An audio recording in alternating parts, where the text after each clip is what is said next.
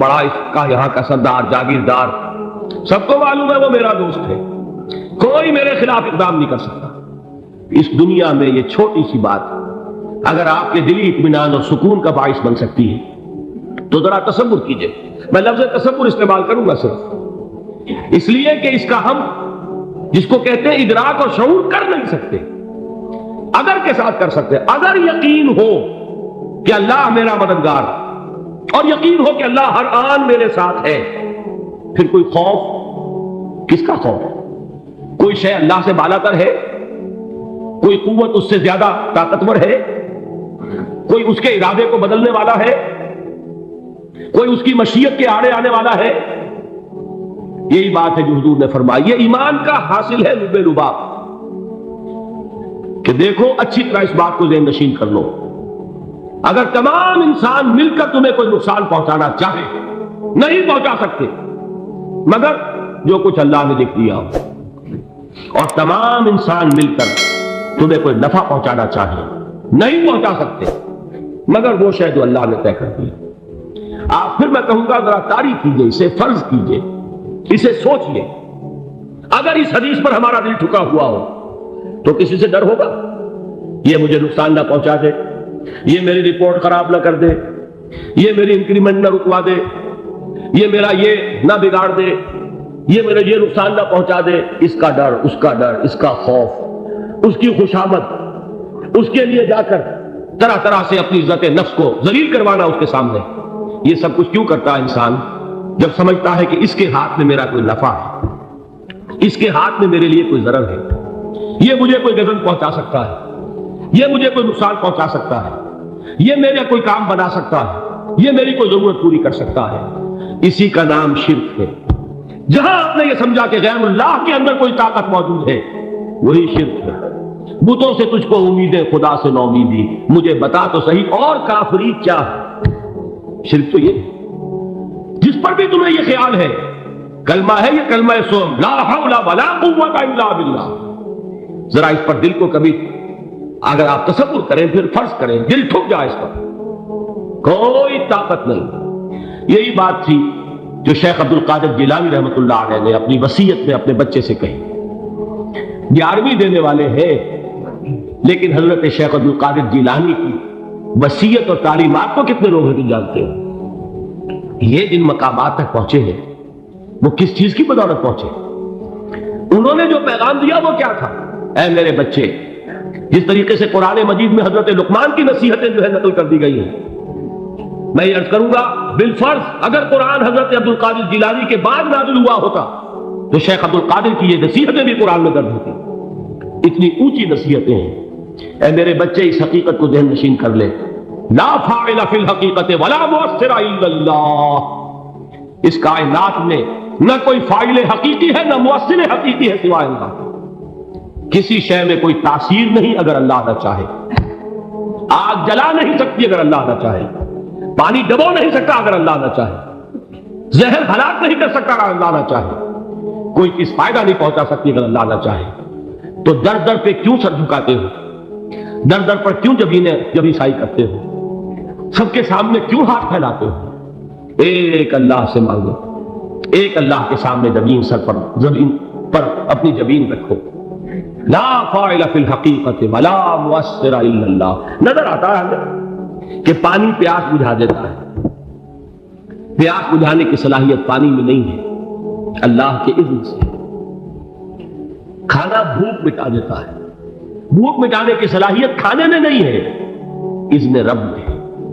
دیکھیے یہی یقین تھا حضرت موسیٰ علیہ السلام کا واقعہ یاد کیجئے، سامنے سمندر آ گیا، قوم دیکھتی ہے پیچھے کہ گرد و غبار کا طوفان ہے، معلوم ہوا کہ فرعون اپنے لشکر سمیت آ گیا۔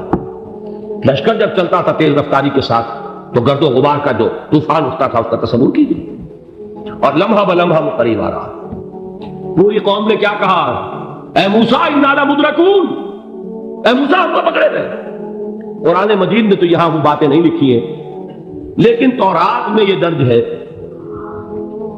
کہ بنی اسرائیل جھگڑنے لگے، دست و گریبان ہو گئے موسیٰ کے ساتھ۔ موسیٰ نے یہاں مروایا لا کر، اس سے تو ہم وہیں بہتر تھے، وہاں کھانے کو ملتا تھا، زندگی تو تھی، بیگار ہم کر رہے تھے، موت تو نہیں تھی۔ اب جو کچھ ہوگا اس کا تصور کرو، جس طریقے سے ہمارے ٹکڑے اڑائے جائیں گے۔ تو لڑ رہے ہیں حضرت موسیٰ علیہ السلام سے، یہ تورات کی تفصیل ہے۔ قرآن میں صرف اتنا آیا ہے، پریشان ہو کر انہوں نے کہا اِنَّا لَمُدْرَکُونَ، موسیٰ کو پکڑے گئے۔ اس وقت موسیٰ کا جواب کیا ہے؟ کَلَّا إِنَّ مَعِیَ رَبِّی سَیَہْدِینِ، نہیں، میرے ساتھ میرا رب ہے، وہ راستہ دے گا۔ بتائیے کہاں راستہ نظر آ رہا ہے؟ یہ ہے ایمان بالغیب۔ راستہ نظر نہ آئے تب اللہ پر یقین ایمان ہے۔ جیب میں پیسے ہوں اور تب دل کو اطمینان ہے، تو ایمان کس پر ہوا؟ پیسے پر، اللہ پر نہیں۔ جب وسائل و ذرائع نہ ہو اور پھر یقین ہو کہ اللہ مسبب الاسباب ہے، وہ اسباب کا پابند نہیں ہے، وہ اسباب کا محتاج نہیں ہے، اسباب اس کے محتاج ہے۔ اگر یہ یقین ہے تو اللہ پر ایمان ہے، یہ نہیں ہے تو تمہارا ایمان اسباب پر ہے، وسائل پر ہے، ذرائع پر ہے، مادیات پر ہے، اللہ پر نہیں۔ اس وقت کہاں راستہ تھا؟ کوئی راستہ تھا؟ سمندر ہے اور ادھر سے لشکر آ گیا ہے۔ کلا ان معی ربی سیہدین۔ اب دیکھیے ایمان کہہ دینا آسان ہے، ہوا معکم اینما کنتم، جہاں کہیں بھی تم ہوتے ہو اللہ تمہارے ساتھ ہوتا ہے، لیکن اس کا یقین قائم ہو جائے تو زمین و آسمان کا فرق واقع ہو جائے۔ یہی بات ہوئی حضور کے ساتھ۔ غار ہے، چھپے ہوئے ہیں محمد رسول اللہ اور آپ کے وہ یار غار ابو بکر صدیق رضی اللہ تعالی عنہ۔ اقبال نے حضرت ابو بکر کی شان میں چند اشعار کہیں صرف، لیکن واقعہ یہ ہے کہ بھاری بھاری نظموں پر اور قصیدوں پر بھاری ہے، طویل ترین نظمیں اور قصیدے ہوں ان پر بھاری ہے۔ ہمتیں ابو بکر کی ہمت جو ہے، کشت ملت را جو ابر، جیسے بارش سے کھیتی بچتی ہے، ابو بکر کی ہمت اور عزیمت اس امت کو اسی طرح سینچنے والی ہے۔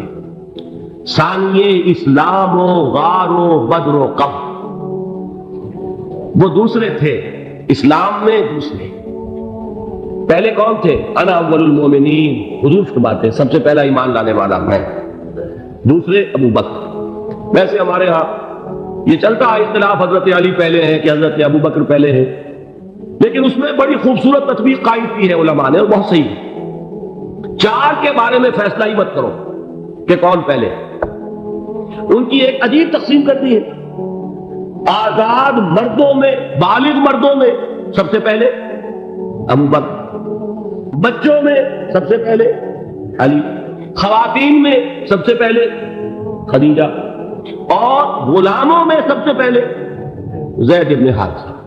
بڑی پیاری تقسیم ہے، یہ چاروں ہی پہلے ہیں، ہر ایک کے لیے اولیت ہے۔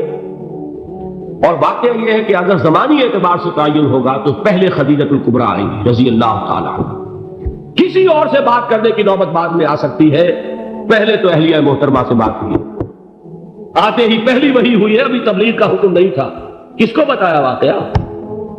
ابھی اپنی نبوت کی تبلیغ کا تو حکم ہی نہیں آیا، واقعہ کس کا ہے؟ وہ خدیجہ کا ہے۔ جب کہا ہے کہ خشیت علی نفسی، مجھے اپنی جان کا اندیشہ ہے، تو کیا جواب دیا خدیجہ نے رضی اللہ تعالی عنہا؟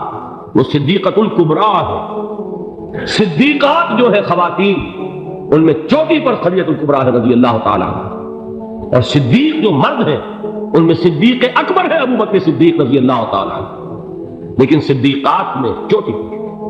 جب حضور نے فرمایا خشیت علی نفسی، کیا فرمایا، کیا عرض کیا، کیسے تسلی دی؟ نہیں نہیں، اللہ آپ کو ضائع نہیں کرے گا، آپ غریبوں کے ہمدرد ہیں، آپ مساکین کے تکالیف رفع کرنے والے ہیں، آپ بیواؤں کی سرپرستی کرتے ہیں، آپ مسافروں کی خدمت کرتے ہیں، اللہ آپ کو ضائع نہیں کرے گا۔ یہ یقین ہے اس خاتون کے اندر۔ خیر وہ ایک علیحدہ بات ہو جائے گی، میرے دل پر حضرت خدیجہ رضی اللہ تعالیٰ عنہ کی شخصیت کا بڑا گہرا نقش ہے، جو وہ کوئی اور ہی وقت اور موقع ہوا تو بیان ہوگا۔ بہرحال اقبال نے ایک مصرے میں جو چار اولیتیں جمع کر دی ہیں، ہمتیں کشت امت را چو ابر، ثانی اسلام و غار و بدر و قبر۔ اسلام میں حضور کے بعد پہلے کون؟ ابو بکر، غار میں حضور کے ساتھ کون؟ ابو بکر، بدر کی رات اللہ کا رسول سر سجود وہ جھاڑ وہ گھاس پھوس کی جو جھوپڑی بنائی گئی تھی، اور وہاں تلوار ننگی لے کر پہرا دینے والا کون؟ ابو بکر۔ اور اس حجرہ عائشہ میں محمد کے بعد سب سے پہلے دفن ہونے والا کون؟ ابو بکر رضی اللہ تعالیٰ عنہ صلی اللہ علیہ وسلم۔ وہ جو معاملہ میں سنا رہا تھا غار ثور کا، حضرت ابو بکر بھی حضور کے خیال سے لرز گئے ہیں۔ آپ کو یاد ہوگا کہ جا کر پہلے تمام جتنے سوراخ تھے انہیں بند کیا، ایک سوراخ رہ گیا تھا جس کو بند کرنے کے لیے کوئی کپڑا نہیں تھا، وہاں اپنی ایڑی رکھی ہے، تب کہا ہے حضور سے تشریف لائیے، اور اپنے زانو پر حضور کو لٹایا ہے، اور وہاں کسی موذی جانور نے کاٹا ہے، حضور کی آنکھ لگ گئی تھی، اس وقت اس بل کے اندر جو بھی بچھو ہے کیا ہے اللہ عالم اس نے کاٹا ہے، اس کی تکلیف کی وجہ سے ابو بکر کی آنکھوں سے آنسو ٹپک گئے، حضور کے چہرے مبارک پر پڑے ہیں، تو حضور جاگے ہیں، معاملہ کیا ہے؟ ایڑی نہیں ہٹائی وہاں سے، مبادا وہ جانور وہاں سے نکل کر محمد الرسول اللہ کو کوئی گزن پہنچا دے، ابو بکر کی ایڑی ہے، جس طرح چاہے کھا لے، ختم کر دے، جان نکل جائے تب کوئی آنچ آئے محمد پر تو آئے، لیکن جیتے جی نہیں۔ وہ ہے ابو بکر حضور کے خیال سے۔ اس وقت حضور نے پھر اپنا لعاب دہن لگایا ہے، اور اس سے پھر آپ کی تکلیف ختم ہوئی۔ جیسے خیبر میں حضرت علی کی آنکھ دکھ رہی تھی، اس کو جو شفا حاصل ہوئی ہے وہ بھی حضور کے لعاب دہن سے ہوئی۔ تو بہرحال اس وقت انہوں نے کہا ہے کہ اے نبی یا رسول اللہ، اگر اس وقت ان میں سے کسی نے غیر ارادی طور پر بھی اپنے قدموں